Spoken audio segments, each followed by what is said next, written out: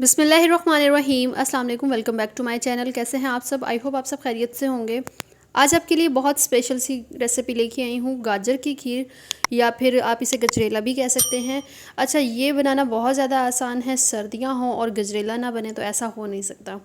इस मज़ेदार सी रेसिपी को बनाने के लिए सबसे पहले यहाँ पे मैंने 2 टेबलस्पून के बराबर राइस ले लिए थे। इसको मैंने 2 से 3 घंटे के लिए अच्छा सा भिगो के रखा है। जब ये बिल्कुल सॉफ्ट हो गए तो इसे फिर मैंने पानी से अलग कर लिया। पानी इसका अलग करने के बाद इसे हम अच्छा सा ग्राइंड कर लेंगे ताकि इसका अच्छा सा पेस्ट रेडी हो जाए।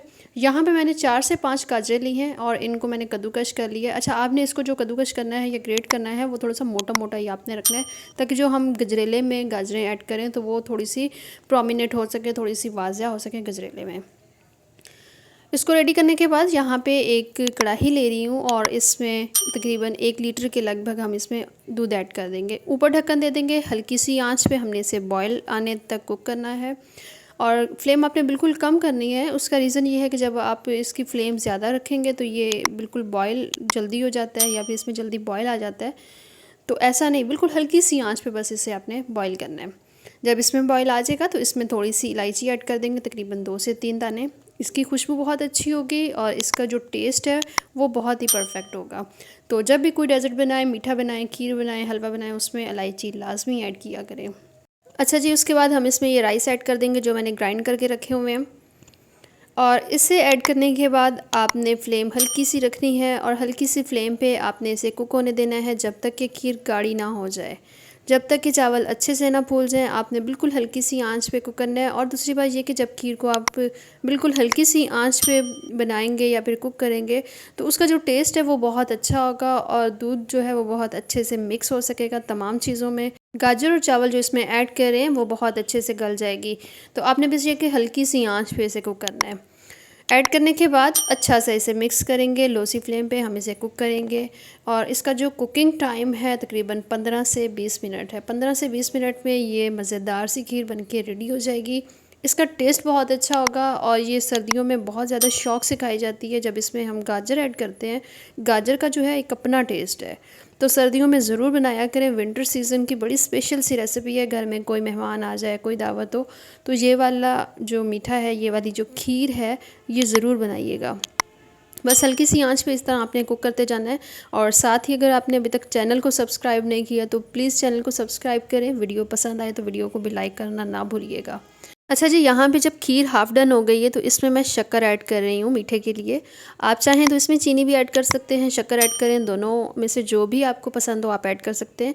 लेकिन आजकल मैं कोशिश कर रही हूँ कि चीनी की जगह पे शक्कर ही यूज़ करूँ। इसका टेस्ट बहुत अच्छा होता है और ये इतनी नुकसानदेह भी नहीं होती है।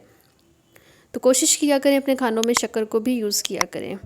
शक्कर जब अच्छे से मिक्स हो जाएगी तो साथ ही हम इसमें फिर थोड़ा सा खोया ऐड कर देंगे। खोया यहाँ पे मैं थोड़ा सा टेस्ट के लिए ऐड कर रही हूँ, ऑप्शनल है, आप चाहें तो कर सकते हैं, अगर नहीं तो कोई मसला नहीं है, ना करें, तब भी खीर बहुत मज़े की बनेगी। अच्छा से इसे मिक्स कर लेंगे ताकि इसमें जो खोए की गुठलियाँ हैं वो ख़त्म हो जाएँ। जब खीर अच्छे से थिक हो जाए तो इसमें फिर लास्ट पे 2 चीज़ें ऐड करेंगे। थोड़ा सा खोपरा मैंने कट करके ये भी ऐड किया, थोड़ा सा मेवा भी ऐड किया है, क्योंकि जब भी हम कोई मीठा इस तरह का बनाते हैं तो इसमें 2 से 3 चीज़ें बहुत ज़रूरी हैं, वो डलती हैं। एक तो मेवा हो गया, खोपरा या फिर इलायची। इसके ऐड करने से ये कि टेस्ट बहुत अच्छा आता है, तो इसको स्किप मत किया करें। और दूसरी बात ये कि इसमें बहुत ज़्यादा मैंने ड्राई फ्रूट नहीं ऐड किए, क्योंकि इसकी जो ऑथेंटिक रेसिपी है गजरेले की उसमें इतने ड्राई फ्रूट ऐड नहीं होते, ठीक है।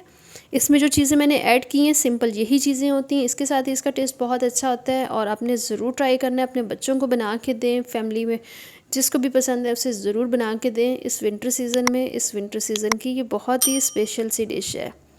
साथ ही यहाँ पे तकरीबन कुक करते करते यहाँ पे काफ़ी हद तक खीर गाढ़ी हो गई है और ये आप देख सकते हैं इसकी कंसिस्टेंसी भी काफ़ी हद तक थिक हो गई है। अब फ्लेम ऑफ कर देंगे और इसे हम डिश आउट कर लेंगे। अच्छा, आपने जब भी इसे सर्व करना है ना तो आपने बिल्कुल ठंडा कर लेना है, ठीक है। ठंडा करने के बाद आपने इसे सर्व करना है। फ्रिज में भले ना रखें, क्योंकि आजकल वैसे भी सीज़न नहीं है फ्रिज में रखने का। इसे बाउल में ऐड करें और बाउल में ऐड करने के बाद अपने मनपसंद ड्राई फ्रूट ऐड करें और उसके बाद सर्व करें। खाने में बहुत ज़्यादा मज़े की है, देखने में इसकी लुक बहुत ज़बरदस्त है और उम्मीद करती हूँ आसान सी रेसिपी आपको बहुत पसंद आई होगी। अगर रेसिपी पसंद आई है तो प्लीज़ चैनल को सब्सक्राइब कीजिएगा और वीडियो को भी लाइक करना ना भूलिएगा। अपना बहुत सारा ख्याल रखें, दुआओं में याद रखें। नेक्स्ट वीडियो तक के लिए इजाज़त दीजिए। अल्लाह हाफिज़।